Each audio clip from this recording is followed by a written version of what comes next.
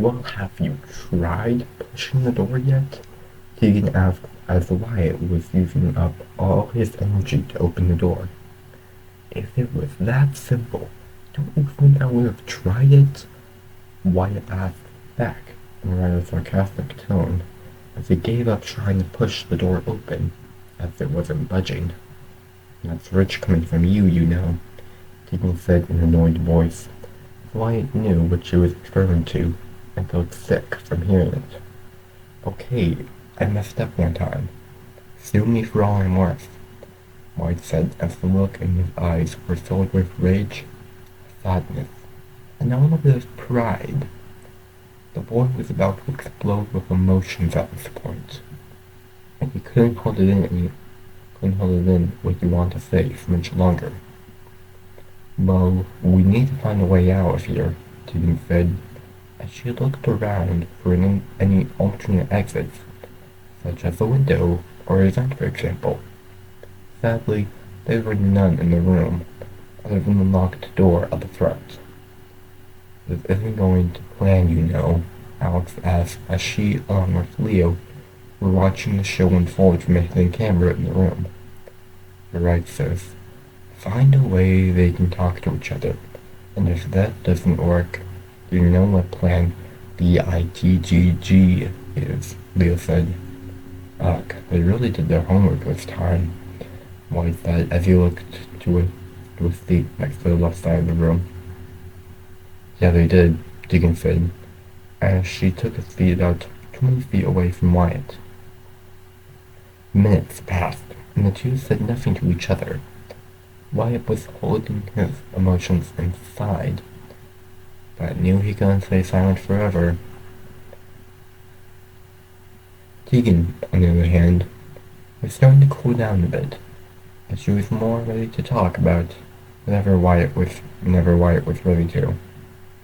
She even scooted closer to him a few times, though Wyatt didn't really pay much attention to it at first. The silence continued to grow, until something unexpected happened. I'm sorry, a voice said in a sincere tone. Tegan looked around and saw Wyatt saying that he was sorry. I'm sorry I lied to you about the application, Wyatt said with clear throat as he continued to speak. I was just so worried about losing you. All I wanted was to have the college relationship that you wanted.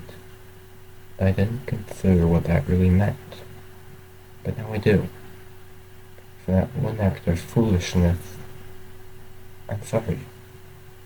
Tegan listened to Wyatt's words as she felt sympathy for him. All he wanted was the life she wanted, and by keeping the rejection and the second chance secret, it wouldn't exactly be in jeopardy. Tegan was about to respond when she smelled something odd in the room. Does that smell remind you of something? Tegan asked as Wyatt felt even sadder than he had before. I just poured my heart out, and you respond with asking if there's something that smells odd? Wyatt thought, as he noticed this odd smell as well. It smells like bacon, Wyatt said in response. No, it smells different. Like something's burning, Tegan exclaimed, as Wyatt smelled the burning factor as well. Just then, from the far edge of the room, laid a small flame that was getting bigger by a second. Talk about fiery conclusion. Come, fiery. Breathe. You said for the cameras as it started to lose its signal as it fell to the floor and broke when there.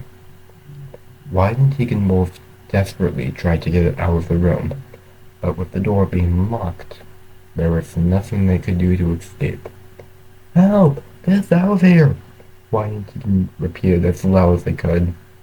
After no one showed up, Wyatt stood between Tegan and the burning blaze.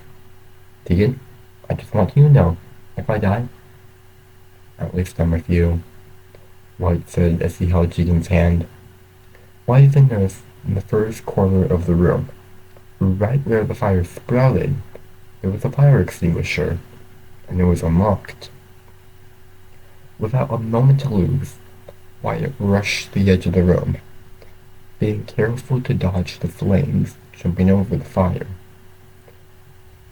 He had made it to the fire extinguisher. Now, how do you work this thing? Wyatt said in a panicked voice as he tried to use the extinguisher. But for some reason, there wasn't fire in. Hurry up and use it! Tegan exclaimed as the fire was now covering almost the entire room. It's no use, White said as he checked the tank, and sure enough, there was something clogging the pipe. There wasn't any time for White to do something, and so, without even thinking, he threw the extinguisher to Tegan, just as the doors opened up by none other than Leo. Quick, get outside! Leo said as he noticed Wyatt was still inside. What are you doing there? Get out! Leo shouted. I can't, White said as the fire was now starting to make its way onto his shoes. Leo then noticed the fire department was outside and rushed to them in a panic. So this is how I die, White thought, as he started to get lightheaded and crashed to the fiery floor. However, before the flames could consume the boy for good, the firefighters came into the room and set the flames away, but not before Wyatt lost his consciousness. Wyatt! Tegan said as she rushed over to his side. Please be okay. Tegan was about to check his pulse when she was pulled away by the firefighters. Out of the way, lady. We need to take your friend to the ER right away. These are some serious third-degree burns, the firefighter said as Tegan was watching the show. Please, Wyatt. I know I didn't say what I wanted to say, but please do good.